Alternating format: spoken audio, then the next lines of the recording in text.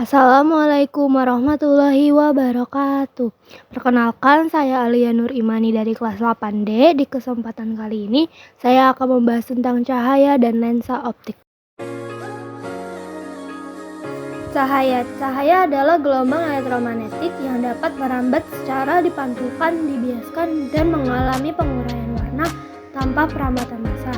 Bukti cahaya merambat lurus yaitu sinar lampu senter merambat lurus, terbentuknya bayang-bayang di belakang benda tak tembus cahaya, dan dalam perambatannya tanpa memerlukan medium perantaran karena cahaya adalah gelombang elektromagnetik.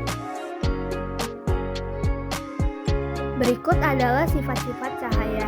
Yang pertama, cahaya dapat merambat lurus. Yang kedua, merupakan salah satu bentuk energi. Dan yang ketiga, cahaya dapat dipantulkan, dapat dibiaskan, dan dapat diuraikan. Dan yang keenam, merambat dalam ruangan hampa. Terakhir, memiliki kecepatan 300 juta m/s.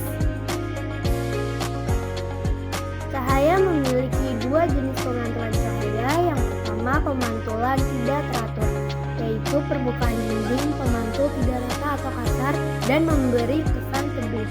Dan yang kedua, pemantulan teratur, yaitu arah sinar pantul teratur menuju ke arah tertentu dan permukaan dinding memantul rata atau halus serta memberi kesan menyilaukan. Berikut adalah gambaran pemantulan cahaya. Yang di sebelah kiri adalah pemantulan tidak teratur. Garis-garisnya terlihat berantakan dan tidak teratur. Dan yang sebelah kanan adalah pemantulan yang teratur, yaitu garis-garisnya itu terlihat teratur. Ini adalah rumus pemantulan cahaya.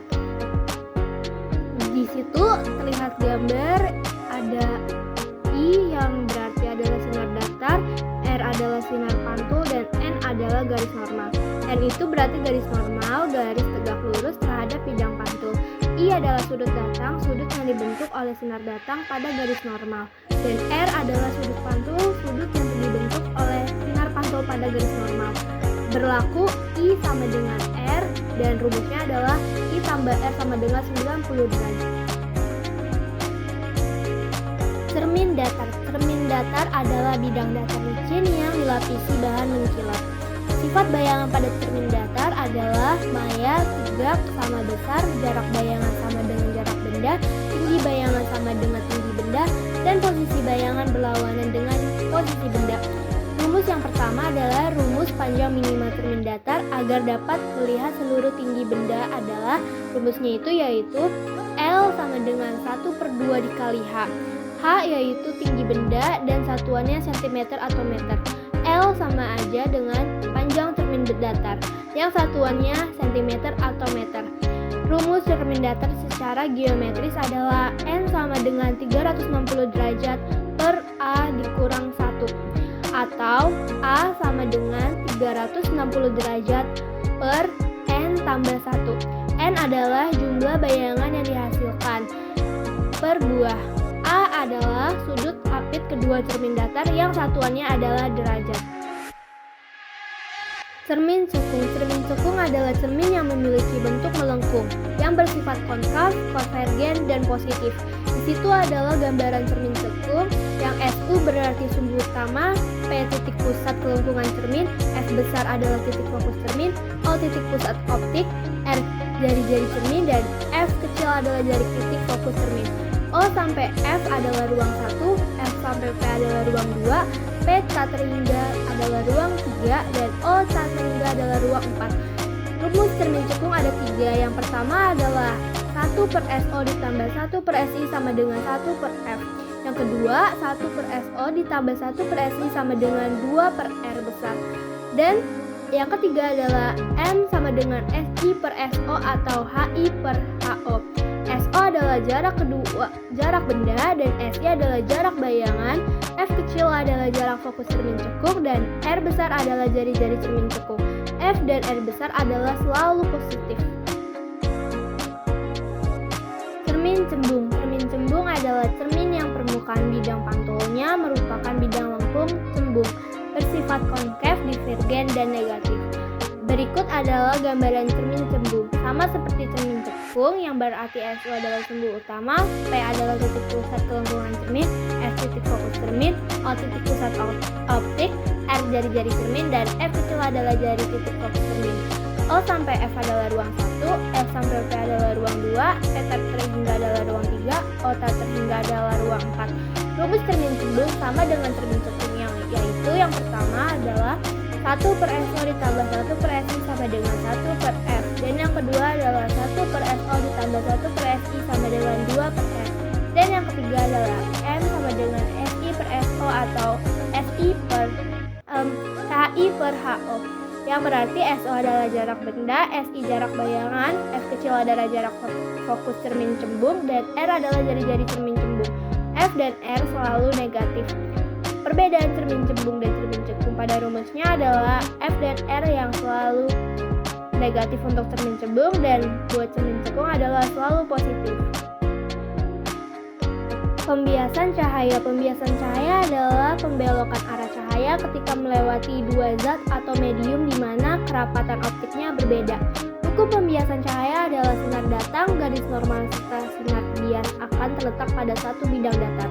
Penerapan dalam kehidupan sehari-harinya adalah yang pertama pensil atau sedotan yang patah, dan yang kedua pembiasan pada lensa. Lensa dapat diartikan sebagai kaca transparan yang memiliki permukaan lengkung. Permukaan lensa dapat menghasilkan efek pembiasan yang berbeda-beda.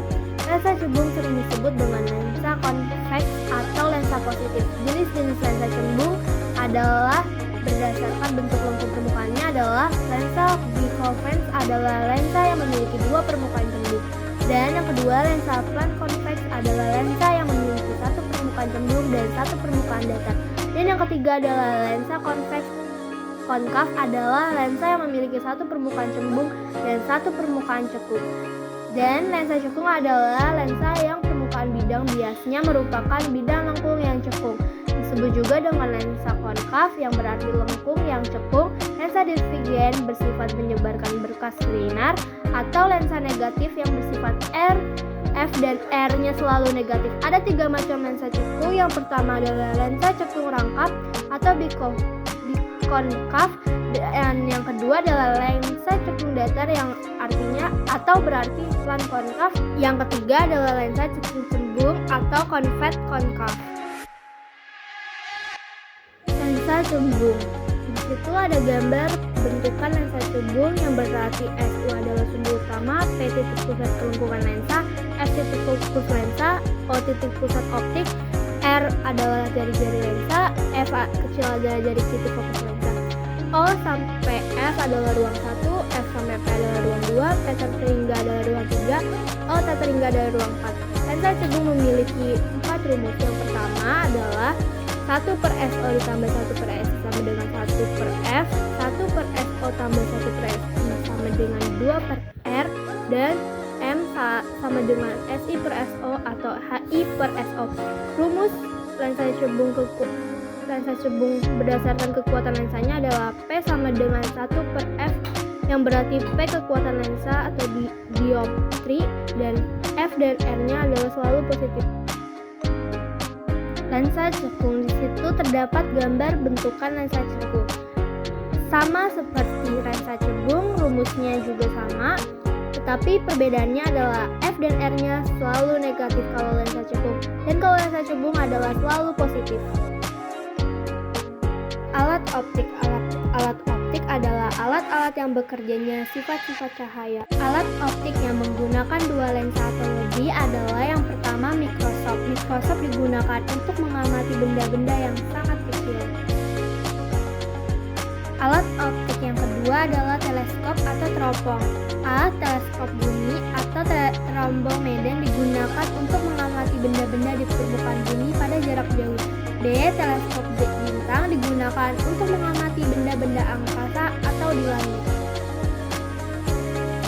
Alat optik yang ketiga adalah periskop, digunakan untuk mengamati benda-benda di permukaan laut. Alat ini pada umumnya untuk perlengkapan kapal selam. Terima kasih atas perhatiannya. Sekian penjelasan dari saya. Mohon maaf bila ada kata perkataan yang salah.